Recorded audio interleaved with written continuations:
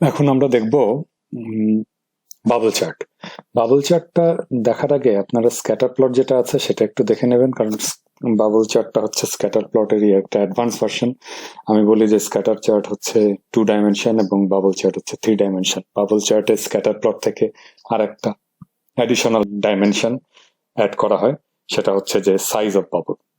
মানে আপনি আর একটা এলিমেন্ট এখানে অ্যাড করতে পারেন, সেখানে বাবলের রিলেটিভ ওয়েটটাকে আপনি ভিজুয়ালাইজ করতে পারেন।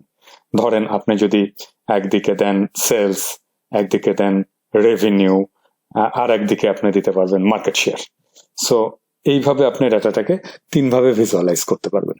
সো আমি একই ডাটা নিলাম যেটা আমরা স্ক্যাটার প্লটে করেছি, সেটা একটু দেখেন। আমরা আপনার ইয়েটা দেখে নেন, আগে একটু স্ক্যাটার প্লটটা দেখে নেন। একটু ছোট করে নিলাম, ছোট করে আমরা চলে যাই।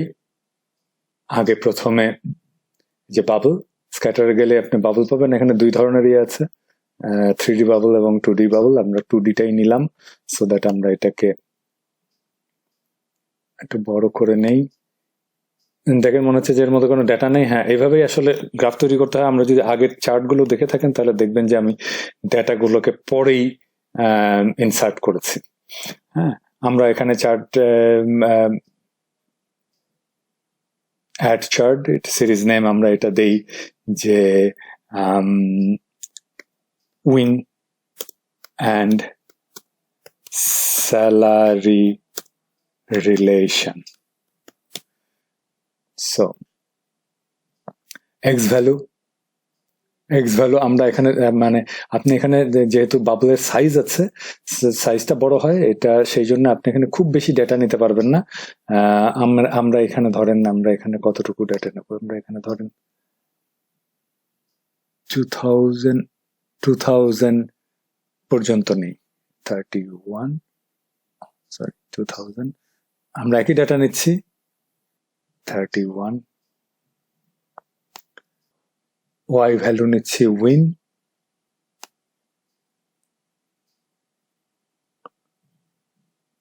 31 পর্যন্ত, এবং বাবল সাইজ এইটাকে আমরা নিচ্ছি স্যালারি।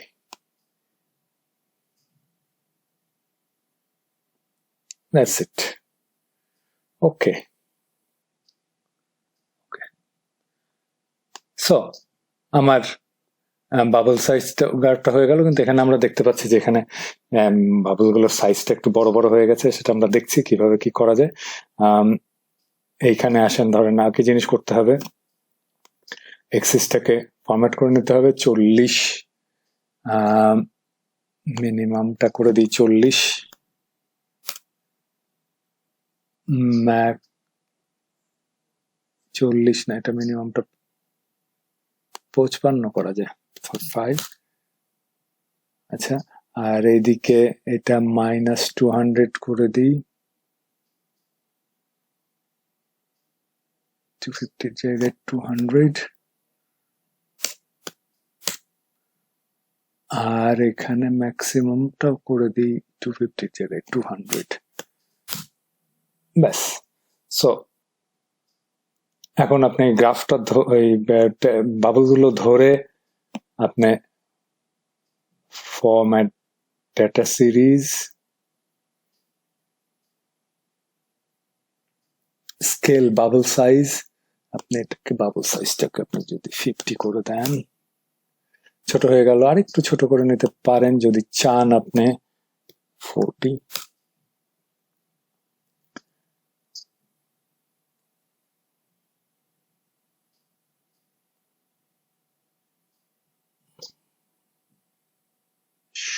নেগেটিভ বাবল নাই, নেগেটিভ বাবল। ওকে, সো এইখানে আপনি এক্সিস নেম এটা দিতে পারেন, add chart element, axis title, primary horizontal, এইটা হচ্ছে আপনার রান ডিফারেন্স,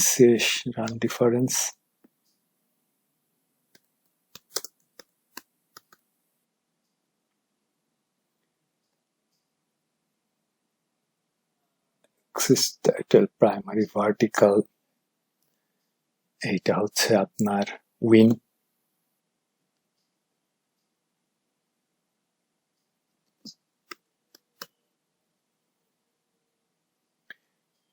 আপনি এটাতে ডেটা লেভেল অ্যাড করতে পারেন, অ্যাড ডেটা লেভেল,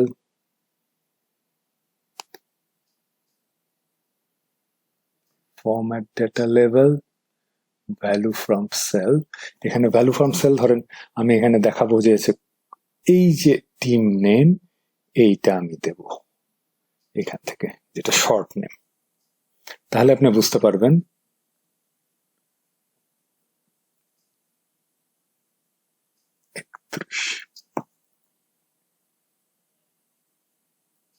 এই যে শর্ট নেমটা এখানে চলে এসছে। তো এখানে এই যে ধরেন ওয়াই ভ্যালুটা আমি তুলে দিলাম, ওয়াই ভ্যালু শুধু এখানে না, এখানে সব জায়গাতেই ওয়াই ভ্যালুটা তুলে দিলাম, শুধু টিমের নামটা এখন থাকলো। সো দ্যাট আপনি এখানে বুঝতে পারতেছেন যে আর একটা জিনিস করতে হবে, সেটা হচ্ছে trend line chart, add chart element, trend line, linear trend line আমরা অ্যাড করে দিলাম, এবং সেখানে আমরা দেখছি ফরম্যাট ট্রেন্ড লাইন আমরা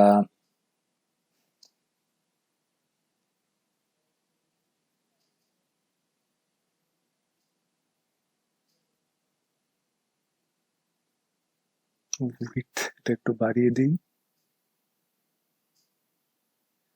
কালার আমরা চেঞ্জ করে দিই। ওকে, এবং আরেকটা জিনিস ট্রেন্ড লাইন দিলে আরেকটা জিনিস করতে হয়, সেটা বলেন, সেটা কি মনে আছে কিনা? ট্রেন্ড লাইন দিলে আর স্কোয়ার ভ্যালুটা ডিসপ্লে করতে হয়, সো দ্যাট আপনি বুঝতে পারেন যে আদৌ এই কোরিলেশনটা সিগনিফিকেন্ট কিনা। This is very significant, 0.87। মনে আছে নিশ্চয়ই, এটা একের যত কাছে থাকবে সেটা তত বেশি সিগনিফিকেন্ট। এবং এখানে যেটা দেখা যাচ্ছে যে মাঝারি ধরনের স্যালারি যাদের দেওয়া হয়েছে তারাই বেটার রেজাল্ট করেছে, এবং খুব কম স্যালারি যাদের দেওয়া হয়েছে তাদের রেজাল্ট খুব একটা ভালো না।